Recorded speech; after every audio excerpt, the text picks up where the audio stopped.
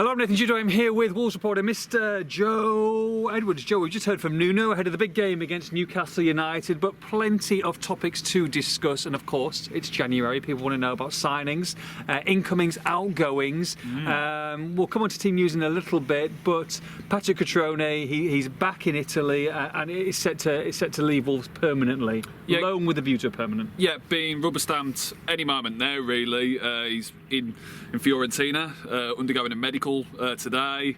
I mean, by the time this video comes out, it could be signed, sealed and delivered. 18-month loan, which tends to be kind of the goer these days. Just kind of in terms of financial, accounts and stuff like that, they tend to make them loans and then pay the money in 18 months. It's going to be 15.3 million quid. So a little bit of a loss for me. Bit of a loss, 900 grand. But chump change to you and me. Well, you maybe. But yeah, it's a saga that's rumbled on for a couple of weeks, and it's coming to a conclusion. Obviously, Cutrone, not happy at the lack of game time, but let's make this clear. I think Nuno is the man who has the say here, and he won't be letting him go without wanting to let him go. I think Nuno's made that decision. Get Cutrone moved on and let him go back to Italy. Let him have his wish. But Nuno as well decided he's not in his long-term plans, and the search for a replacement is now underway. Well, I think that's the big question: is that would you let Cutrone go if you weren't bringing in someone straight away, or you had someone lined up? From what Nuno said in the press conference, they're still a little bit away from getting the right signings in, although he is confident of getting a few across the line. Yeah, that's it. And I think I've seen a few things on Twitter, people saying, well, they've had a few months, to kind of have a look and see what they can get in January. The thing is, you can't really talk to contracted players unless you get permission off the club between windows. Yeah. So this is the time that you've got to be making conversations. Yes, fans may be a little concerned that there's no one through the door yet, but there's still a good few weeks left at this window. Nuno says he's there. They're confident of making signings, and he says a lot of the names actually out there at the moment aren't any players that they're actually pursuing. Hwang, I don't think they're looking at him either. The suggestion of a summer move, but I don't know how true that is. But at the same time, Nuno's mentioned that they will bring in players who are as good, if not better, or give them different characteristics, I think he said, to what the squad's got. If they're going to bring a striker in, it's got to be a better striker, or in Nuno's eyes, a better striker than Cutrone. Yeah. So if they don't, then are they leaving themselves? And they're playing, and they have done in prior windows as well, playing an incredibly dangerous game with Raúl Jiménez. Well, you're top 7 in the league. You're going for Europa qualification again, if not Champions League, maybe outside chance. You're in Europe knockout stages, and you've got basically one striker.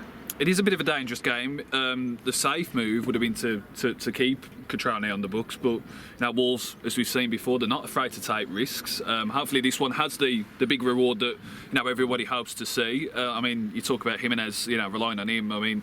We talk about injuries as well. Diogo Jota's not going to play against Newcastle tomorrow. Still got to have another scan on his injury to determine the extent of it. So it seems a bit more severe than just a dead leg. Yeah. But he's going to have an MRI in the week. See how long he's out for. Yeah. Well, let's move on to that. Jota out. Bolly's coming back, but good news on another midfielder. Yeah. Morgan Gibbs-White back in contention, back in the fold. It's been a bit of a long while since we've seen him, since the end of October. A back issue which has gone on and on and on. Nuno says he's pain-free now. A bit more about this in the Express and Star tonight and in the paper tomorrow. But Nuno, indicating that he's still very much part of the plans, and going to play a part. As Wolves look to push on in the second half of the season. Yeah, no talk really of him going out on loan. I guess with the squad there's no chance. But Nuno's always been a big fan of his. He has always been a big fan of his ever since the day he walked in, and that's not changed. I know there was some absolutely wild rumours on social media about some sort of rift or stuff like that. That's just completely not true. Sure. Nuno likes the player, he likes playing under Nuno, and he's going to be still very much a part of things going forward. Yeah, look, Newcastle come to town. Wolves heavy favourites, 2-1 on with the bookies. At the same time, Newcastle have got players coming back from injury, still missing 2 or 3. But look, Wolves have got to play better than they have done, at least recently, to get a result. Okay, they were okay the other night, but at the same time, you know, Newcastle, they've still got a few decent players up their sleeves. Got to be a bit less predictable, I think, at Watford and against United. I think the approach was get it wide and get crosses into the box, and didn't really bear fruit in either game, to be honest. And Newcastle, under Steve Bruce, you can probably see them coming to Molineux, 5 at the back, 4 in midfield, Sure. 1 up top. Yeah. You know, they're going to probably play for a draw, so you've got to be a bit imaginative to break through them. It's a game I expect Wolves to win, but I don't think it'd be easy by any stretch either. I think that just got to show a bit more flexibility, a bit more inventiveness in the final third. But if they are going to finish in top 6, top 7, they've got to win games like this, simple as, haven't they? Exactly. That's what they've got to do. I mean, you know, they would have been thinking that they must beat Watford. I mean, fell to defeat there. So the onus is very much on, you know, getting all 3 points in the bag here. I mean, you got United in midweek. I think that's. I mean, I know it's the FA Cup and it's Man United, but I think that's a secondary thought.